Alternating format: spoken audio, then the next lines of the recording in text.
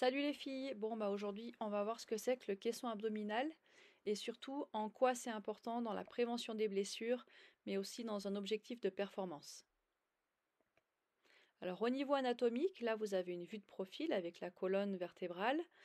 En haut vous voyez un espèce de dôme, ça c'est le diaphragme, c'est un muscle qui est juste sous les poumons et au-dessus des viscères et qui fait un petit peu le relais entre les poumons et les viscères. En dessous, vous avez le muscle transverse, qui est le muscle abdominal le plus profond du corps, avec des fibres qui sont horizontales. Enfin, en bas, vous avez le périnée, qui forme comme une corbeille et qui se trouve un peu à l'inverse du diaphragme. Et puis, pour finir, vous avez les multifidés, qui s'appellent aussi les multifides, qui sont des tout petits muscles et qui tiennent les vertèbres entre elles. Maintenant, on va regarder ce que ça donne en 3 dimensions pour que ce soit un petit peu plus simple. Donc là, vous avez une vue de haut, d'accord, avec des ligaments. Et là, le périnée que vous voyez en rouge. Alors, voilà pourquoi le périnée des femmes est plus fragile que celui des hommes. Là, ce grand trou que vous voyez, c'est la fente vulvaire. Et le petit juste au-dessus, c'est la fente anale. Et en fait, nous, les femmes, on est un petit peu plus fragiles de ce côté-là par rapport aux hommes parce que la fente vulvaire est beaucoup plus large que chez les hommes, où là, il y a juste la place pour l'urètre. Euh, donc voilà, après, voilà, si on retourne un petit peu la vue, là vous avez deux faces, donc ça fait vraiment une forme de corbeille.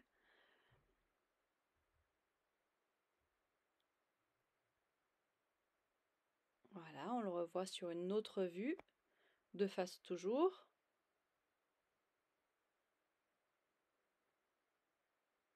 Voilà, là maintenant une petite vue de profil.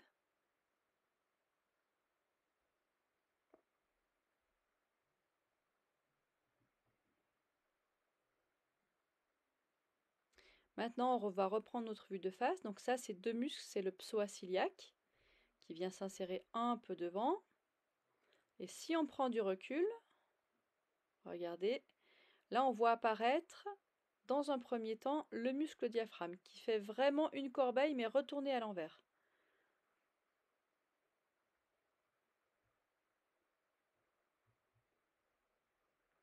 Enfin, là on va avoir le muscle transverse qui part du dos et qui vient fermer le tout jusque devant. Donc ce muscle transverse, abdominal, c'est vraiment le plus profond. C'est pas du tout celui qui fait les tablettes de chocolat, c'est le muscle le plus profond et c'est celui qui va faire qui va tenir la colonne. Alors voilà, maintenant on va reprendre notre vue de profil. Donc pour faire simple, le diaphragme, on va pas trop s'en occuper parce qu'en principe, il n'y a pas trop de soucis de ce côté-là. Maintenant, si mon transverse, il est tout mou, donc que en bas, le périnée, c'est tout mou aussi, et que dans le dos, c'est tout mou pareil, et bien à l'intérieur du ventre, donc dans le caisson abdominal, ça va être tout mou. Ça va un petit peu flotter, ça va pouvoir bouger, et notamment avec la pesanteur, où les organes auront tendance à descendre, venir comprimer le périnée, et la colonne ne sera pas du tout tenue. Maintenant, si mon diaphragme fonctionne correctement, si je contracte mon transverse et mes multifites, là je vais augmenter la pression à l'intérieur de mon ventre. La colonne sera bien mieux maintenue, mais par contre, en bas, ça va vraiment comprimer ce périnée. Et là, on peut avoir les petits problèmes de fuite urinaire quand vous courez, quand vous sautez ou que vous éternuez. Donc, on a un côté un petit peu mieux au niveau du dos, c'est un petit peu mieux maintenu. Par contre, toute la pression va presser vers le bas et là on peut avoir quelques soucis. Maintenant, si tout va bien, mon diaphragme se contracte correctement, mon transverse est fort, périnée fort, multifide fort. Qu'est-ce qui va se passer? Eh bien, tout va tendre à augmenter la pression à l'intérieur du ventre, d'accord? Cette masse qui était molle avant, elle va devenir dure, elle va pas pouvoir faire de pression vers le bas puisque mon périnée, il est bien contracté. Et qu'est-ce que ça va faire? Ça va faire que la colonne sera parfaitement maintenue par l'avant, on ne pourra pas se cambrer pour faire simple, d'accord? Et surtout, ça va faire un point fixe à tout le reste du corps, aux bras et aux jambes, pour trouver de la force. Imaginez, quand vous courez sur le sable, vous n'êtes pas efficace. Pourquoi? Parce que votre point d'appui, c'est le sable. C'est un sol qui est mou. Et bien avec le caisson abdominal, c'est exactement la même chose. Si vous prenez appui sur quelque chose qui est solide, qui est dur, vous serez plus efficace, d'accord? Donc non seulement vous allez vous éviter des problèmes de dos, des problèmes de fuite urinaire, mais en plus, vous augmenterez votre efficacité. Alors, en pratique, voilà ce que ça va donner. Vous vous allongez sur le dos et vous alignez vos pieds et vos genoux à vos épaules. Donc, ils sont légèrement écartés. Vous rentrez le menton, vous posez vos épaules au sol et vous allez tendre vos bras avec les mains orientées vers le plafond. Et là, on va d'abord commencer avec un travail du périnée. Donc, on a un périnée postérieur et on a un périnée antérieur. Le périnée postérieur, pour le contracter, vous allez retenir une envie d'aller à la selle. D'accord?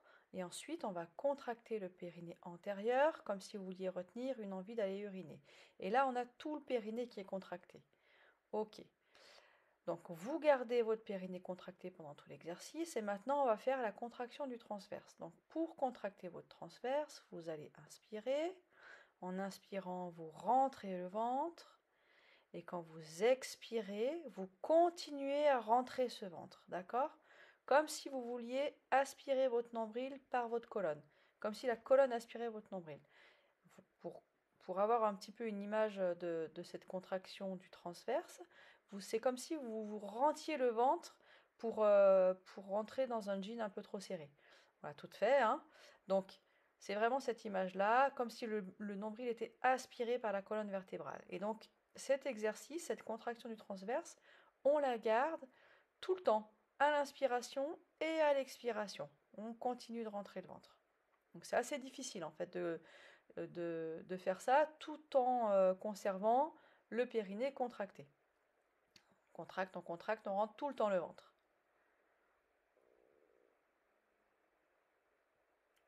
Et on prend des profondes inspirations et profondes expirations.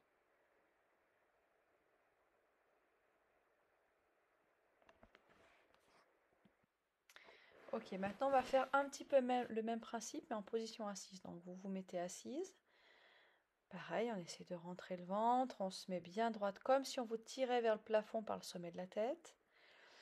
Vous relâchez les épaules, vous mettez votre dos bien droit. Pour celles qui sont un petit peu raides, vous pouvez plier les genoux. Mais par contre, la priorité, c'est le dos, donc le dos bien droit. Et là, vous allez faire le même exercice, donc contracter le périnée comme on l'a déjà vu, puis inspirer, rentrer le ventre, et expirer, continuer à rentrer le ventre. Inspirez, rentrez le ventre, continuez à expirer, rentrez le ventre. Ensuite, on plie franchement les genoux, pareil, largeur d'épaule. On met ses mains à l'horizontale et ses bras à l'horizontale. On penche légèrement le dos en arrière, on continue à cambrer le dos. Et là, pareil, je serre le périnée, j'inspire, je rentre le ventre, j'expire, je continue à rentrer le ventre. Vous faites ça 2 cycles respiratoires ou 3 ou 4 parce que vous verrez que c'est vraiment pas facile à tenir. Ça peut faire un petit peu des tensions au dos parce qu'en fait on contracte énormément le dos aussi. Et comme le transverse en fait s'insère en arrière vers le dos, ça tire aussi dans le dos. D'accord? Donc on le fait plusieurs fois. On baisse les épaules, on essaie de relâcher tout le reste du corps et de garder contracté uniquement le périnée et ce transverse et les muscles du dos pour tenir la position.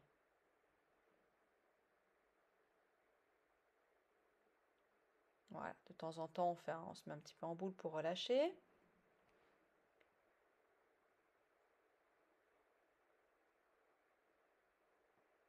On se remet en position.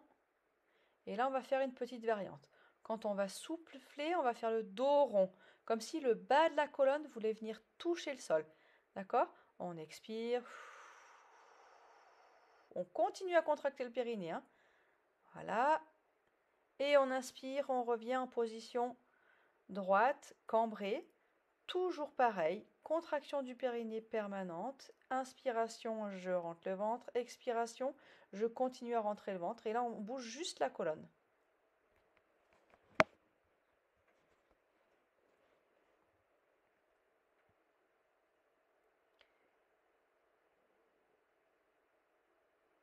La deuxième variante.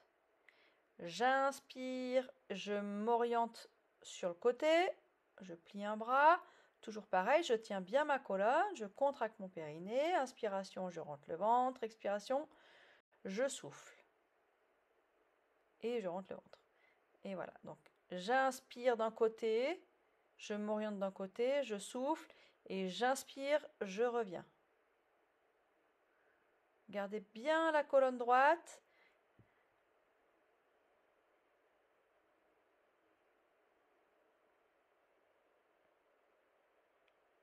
Allez, maintenant on va changer de position, on va passer à la position 4 pattes. D'accord? Donc le dos ni trop cambré, ni dos rond, on se met dans une position neutre. Donc là on voit pas trop parce que j'ai un t-shirt un peu large, mais je suis en position neutre, ni trop cambré, ni trop dos rond. Et là je vais faire exactement le même exercice. Donc les genoux sont encore un petit peu écartés. Je contracte le périnée postérieur, le périnée antérieur, et puis je vais faire mon travail du transverse. Inspirez, je rentre le ventre, sans faire de dos rond. Expirez, je continue à rentrer le ventre. Et là, je vais tendre une jambe en arrière, à l'horizontale, en gardant le même principe. Contraction du périnée, contraction du transverse. Je ramène une jambe. Et je fais ça de l'autre côté. 2 cycles respiratoires, c'est tout, pas plus. Hein. Enfin, si vous arrivez à faire plus, faites plus, mais déjà, c'est pas facile. Donc je préfère qu'on le fasse peu de fois et que vous preniez des pauses, mais que ça soit bien réalisé, plutôt que ça soit tout relâché. Voilà. Ensuite, on peut complexifier un petit peu l'exercice en faisant une croix, c'est-à-dire une jambe d'un côté et le bras opposé. Pareil, 2 cycles respiratoires, je continue à contracter mon périnée, inspiration, je rentre le ventre, expiration, je continue à rentrer le ventre. D'un côté, de l'autre. Voilà, donc je fais de l'autre côté. Et là, tous les mouvements sont lents hein, depuis le début. Je ne sais pas si vous avez fait attention, mais vraiment tout est lent, tout est sous contrôle.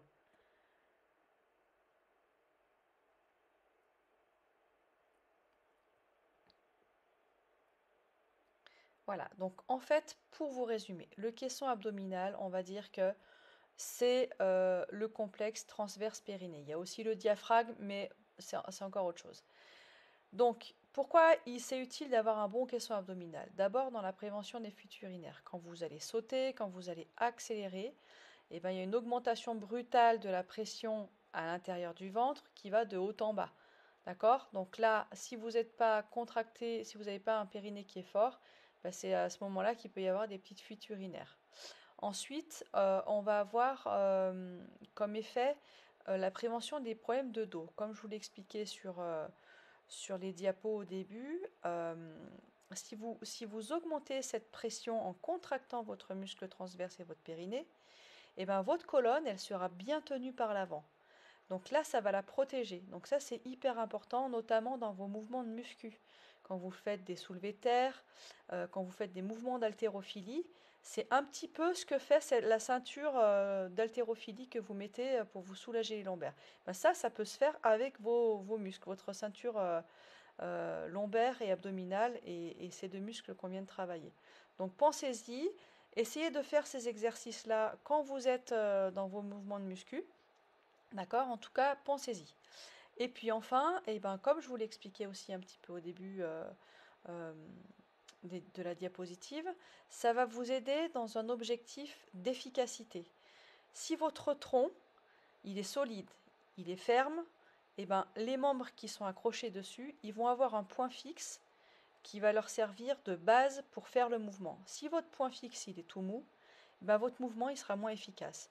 Si votre point fixe, il est solide, il est dur, et bien là, vous aurez un mouvement qui est plus efficace. Voilà un petit peu les 3 intérêts du travail du caisson abdominal.